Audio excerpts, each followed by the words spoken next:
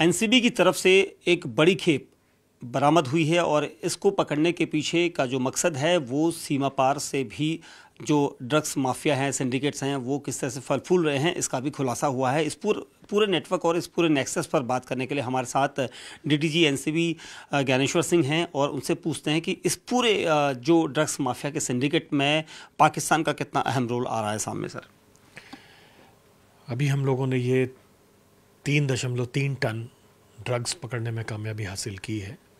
इसमें 5 अभियुक्त बरामद हम लोगों ने गिरफ्तार किए हैं जी, जिसमें से 4 ईरान का पता उनका पाया जा रहा है। 5वां अभियुक्त जो है उसका पाकिस्तान से होना संदेहप्रद है। तो इसकी छानबीन हम लोग कर रहे हैं। इनके पास चूँकि कोई दस्तावेज नहीं मिला है अभी तक, तो इसकी जांच जारी है। सर, क्योंकि आप लोगों ने अभी तक जो इनसे जॉइंट इंट्रोगेशन किया होगा, तो इसमें क्या इन लोगों ने कुछ ऐसा बताया कि जो 4 ईरान के जो बताए जा रहे हैं, क्या वो भी पाकिस्तान मूल के हैं या नहीं हैं? एक आदमी कंफर्म पाकिस्तानी मूल का है और पाकिस्तान में रहना पाया गया है उसका। एक उसमें से जिसका नाम उस्मान है, वो शिप का कैप्टन है, और पाकिस्तान से जिसका संबंध है वो मोहम्मद चारजई है। तो 5 लोग इस तरह से गिरफ्तार हैं। इनसे लगातार पूछताछ जारी है और हमारी टीम ने, एनसीबी की ऑप्स टीम ने और गुजरात पुलिस की एटीएस टीम ने एक संयुक्त इंटरोगेशन में इनको काफ़ी देर इंटरोगेट किया है। कुछ एक जानकारियाँ मिली हैं जिनमें हमारा काम जारी है। सर, एक बड़ा नेटवर्क का खुलासा हुआ है और ख़ास तौर से ये नई चीज़ सामने आई कि समुद्र का रास्ता अख्तियार करते हुए इस बार ड्रग्स माफिया या सिंडिकेट जो है इस तरफ से बड़े हैं। ऐसे में पाकिस्तान की तरफ से जिस तरह से इस एक शख्स की गिरफ्तारी हुई है ड्रग्स तस्कर की, तो ये लोग इस रूट से कैसे आ रहे हैं? क्योंकि पाकिस्तान की इन्वॉल्विंग पहले ड्रग्स में बहुत कम होती थी, लेकिन अब वो भारत की तरफ पाकिस्तान के जरिए क्या किस तरह की साजिश यहाँ पर मानी जा सकती है?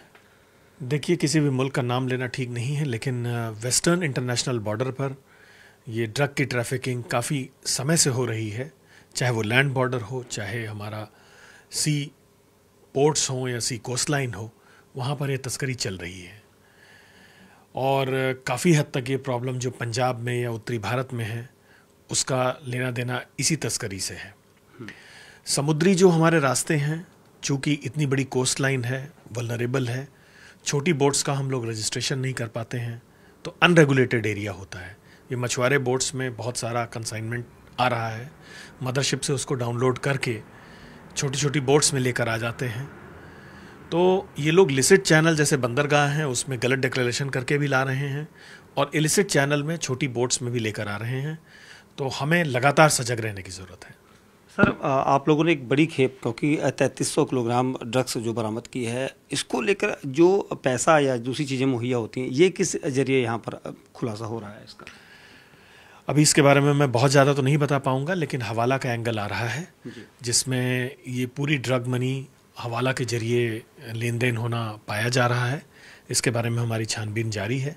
जब भी बताने लायक स्थिति होगी तो मैं आपके साथ शेयर करूँगा। ये कहा जा सकता है कि सीमा पार में, क्योंकि जिस तरह से आपने बताया हवाला के जरिए, क्योंकि अमूमन पहले भी कई आतंकी गतिविधियां भी हवाला के जरिए पैसे के मार्फत यहाँ तक पहुँची हैं, तो यहाँ पर भी हम ये रोल अपने पड़ोसी मुल्क के उसमें कह सकते हैं कि पाकिस्तान से हवाला के जरिए पैसा भेजा जा सकता है, ऐसे अंश है। देखिए, पहले भी इस तरह के इंस्टांसेस हुए हैं और मेरा मानना है कि ये ब्रीच ऑफ इंटरनेशनल बॉर्डर है। अगर कोई भी इंटरनेशनल बॉर्डर को ब्रीच करके ड्रग्स लेकर आ रहा है, तो आने वाले समय में चाहे वेपन्स लेकर आ जाए या आतंकवादी लेकर आ जाए, पहले घटनाएं हुई भी हैं, तो ये ब्रीच ऑफ इंटरनेशनल बॉर्डर एक अहम मुद्दा है और सीरियस मुद्दा है। लेकिन जहाँ तक ड्रग्स की बात है, हम लोग चौकन्ने हैं। तमाम सारी एजेंसियों के साथ अंतर एजेंसी सहयोग भी चल रहा है और पूरा समन्वय हम लोग कायम किए हुए हैं। सर, जो 5 पकड़े गए हैं तस्कर, इनको कितने दिन की कस्टडी में लिया गया और किस तरह से इंट्रोगेशन आप लोग कर रहे हैं?